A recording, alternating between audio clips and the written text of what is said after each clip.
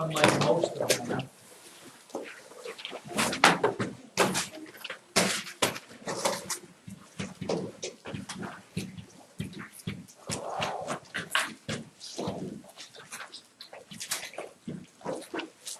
Although, what is it? Well, I guess we have two things. Multiplying and dividing mixed numbers. Multiplying / dividing mixed numbers.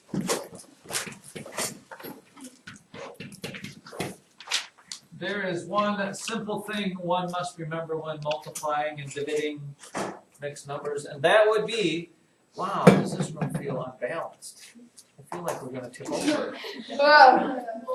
Yikes. Zach, don't take it personally.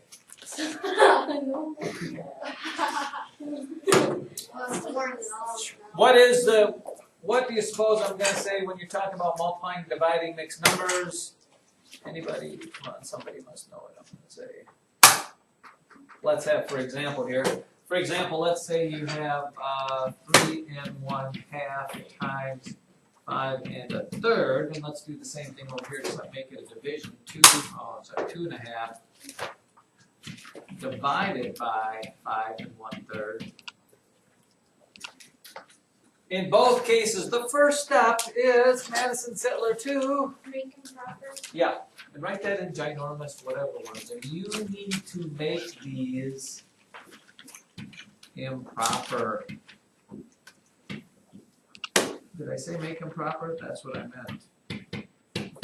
Make, decorated nicely, improper. As improper as that sounds, it is the correct first step. Make them improper. In case we have to review making things improper, which I guess. What do you do to make mixed numbers improper? You multiply the whole number times the denominator, add the numerator, and that's your new top number. 3 times 2 is 6 plus 1 is 7 halves. And you're going to multiply that by 5 times 3, 15 plus 1 is 16. 16 thirds. Well, that's going to work out nicely. Can I help myself out in this problem a little bit, Joseph? Multiply, you multiply across, but I could, to make my multiplication a little easier, I could reduce before I multiply or cross cancel. Remember doing this? Did we do this last year? 2 and 16 have common factors of 2. 2 divided by 2 is 1. 16 divided by 2 is 8. And then I can multiply across to get 56 over 3. Which is what? This is just ugly math.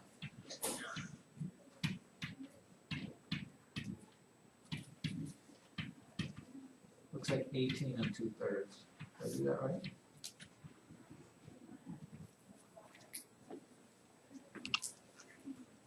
Not bad, huh? Division, again, same first steps. I wrote 2 1/2 instead of 3 1/2, but it's all water under the proverbial bridge. You get 5 halves divided by 16 thirds.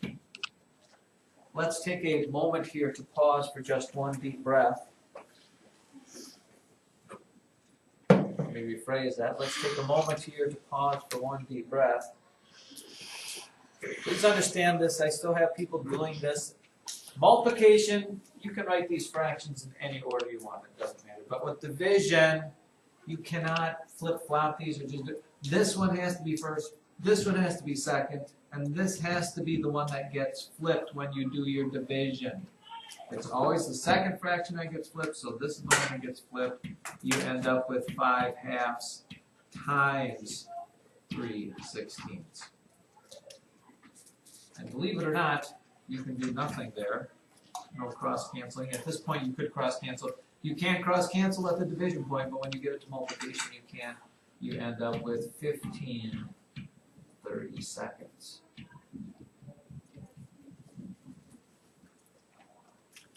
This really should not be terribly difficult for people such as the caliber of your infinitesimally small, I mean large brains.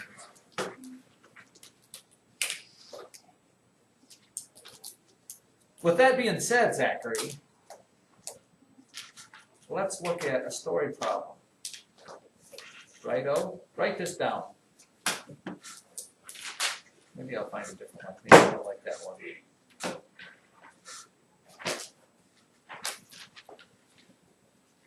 No.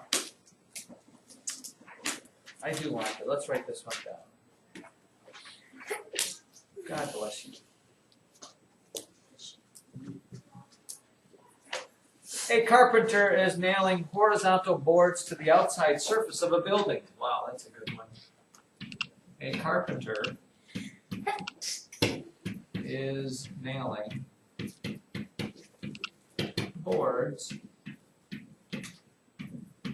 to the, did I say horizontal? Of a building.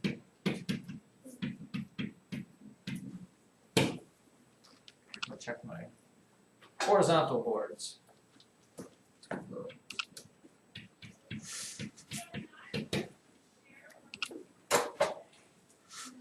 The exposed portion of each board is 6 3/4 inches. Wow, that's some tough wordage there. Exposed portion of each board is 6 3/4 inches. How many rows are needed to reach the top of an 8-foot wall? What? Oh. To reach, how many do you need to reach the top of an 8-foot wall? Fortunately, the book gives you a little picture. But let's sketch that out, Chase, shall we? You were building a wall, which in most cases is a rectangle. Yes? How tall is this wall? Anybody? Somebody?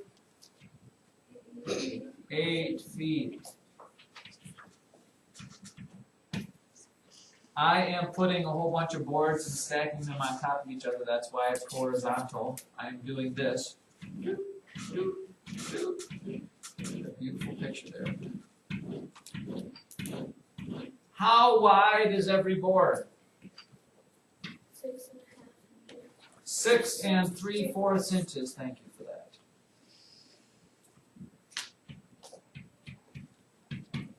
How many boards am I going to have to stack on top of each other to get to the top? How in the wide, wide world of proverbial sports am I going to find the answer to that?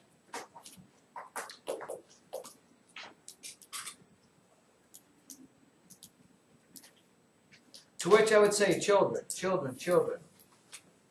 Listen, children, to a story that was written long ago. You need to find out, don't worry about the numbers until you find out what process you should do. And the beauty of that is there's only 4 things in math that you can do. Really, you can add, subtract, multiply, or divide. And because this deals with fractions and stuff, people get all confused, to which I'm going to say, well, to figure out what process you do, change the numbers into something easier. If it's an 8-foot wall and each one of these boards was 1 foot tall, how many boards would it take to stack up to get to an 8 foot from the top? Emma? 8. So what, with 8 and 1, what did you do? Oh, I should have used 2. Let's use 2 feet because that just messes me up. Sorry. Let's say each board was 2 feet tall. How many boards would it take? Emma? 4. So, with you have 8 and 2, what did you do to those 2 to get 4? Emma? 2 times, wait no, yeah, 2 times 4. 2 times 4, but I didn't know that was 4, so what did I do with 8 and 2 to get 4? Divide. So I divided 8 by 2, but I don't have 8 and 2, I have 8 and 6 3/4. Now it's at this point somebody's gonna say, Mr. Hahn, that is not going to work, right, John? Why will that not work, John? Because you need to change 8 feet. Right, you can't say this is 8 feet and say this is inches and try to do the math there. You need to change them either both into feet or both into inches, and since most of you are gonna struggle changing 6 3/4 inches into feet, it's probably best to change 8 feet into inches. What is 8 feet is how many inches? Zachary? 12 times 8, sir? Did you say 96? Yeah. Sure. So there's my problem. I just have to do 96 divided by 6 3/4. How am I going to do that? Well, I'm going to use the handy dandy little notes that I had. I'm going to change them into improper. 96 over 1. Still division. What is 6 3/4? As an improper fraction. Joseph? 27/4. Well done, sir. Now, which one gets flipped? Chase? 27/4. Right, always a second fraction, so this becomes 96 over 1 times 4/27. That is an impressive problem, is it not? Is there any shortcuts to any of that? Well, there is, actually. 3 goes into 96 and 27, does it not? And how do I know?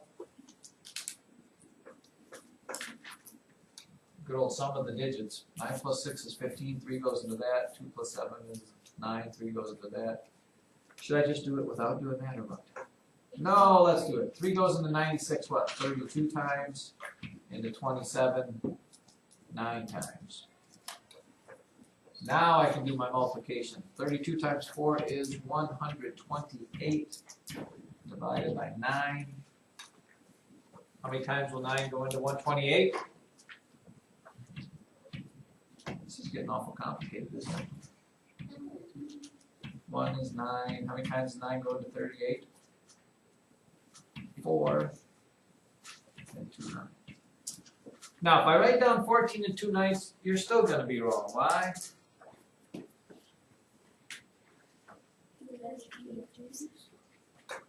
You cannot reduce 14 and 2 9.